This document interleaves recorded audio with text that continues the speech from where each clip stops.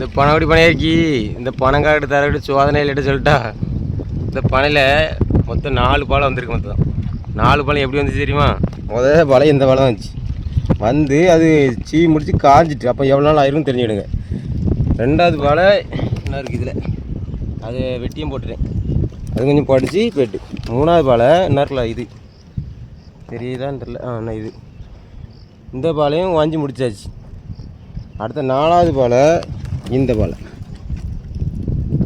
அதையும் இப்போ காவாசி தான் இருக்குது. அப்போ கணக்கு எப்படி, இது வந்து வாங்கி முடிச்ச பிறகு அடுத்த அது வந்து வாங்கி முடிச்ச பிறகு அடுத்த இது வாங்கி முடிச்ச பிறகு இந்த பாலை. அப்போ கணக்கு மொத்தத்தில் ஒரு பாலையாக வந்துக்கிட்டு இருக்கு வரிசையில். என்ன பணையத்துன்னு ஒன்றும் புரிய மாட்டேங்குது. அதுக்கப்புறம் இது இப்போ வாய போதா இவ்வளோ தான் இருக்குது. இன்னும் ஒரு 10-15 நாள் ஓடும். அதுக்கப்புறம் என்ன செய்யுதுனாக்கி இந்த பாலை உருவாகிட்டுருக்கு.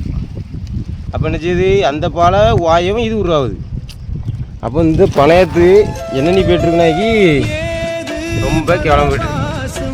பனைக்கு 4 பாலம் வந்தாலும் ஒரு பாலையும் 20 நாள் லேட்டாக வந்துட்டு. அது மொத்தமாக 4 பாலம் ஒன்றா எடுக்கப்பட்டால் ஒரே மாதிரி பயணி போட்டுரும், ஒரே மாதிரி வாங்கி முடிச்சிடும், நிம்மதி அந்த பனையை முடிச்சிடலாம்.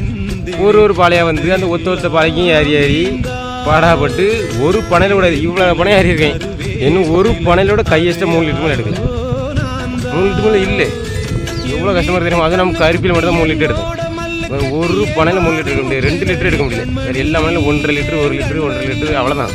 சில பனையில் 1/4 லிட்டர் 1/2 லிட்டரு அதுக்கு இருந்து ஏற வேண்டி இருக்குது. எதுவும் பயணி போடலை. அதான் காரணம். இதான் பால் ஒரு பாலையாக வந்துட்டு என்ன செய்யன்னு தெரிய மாட்டேங்குது. பனையத்து ரொம்ப சோதனை பண்ணுது நம்மளை. நம்ம பணம்லாம் நீலாம் ஏறையப்படாதுன்னு சொல்லி நம்ம பணம்லாம் போட்டு பாடாப்படுத்துன்னு நினைக்கிறேன். சோழி முடிஞ்சு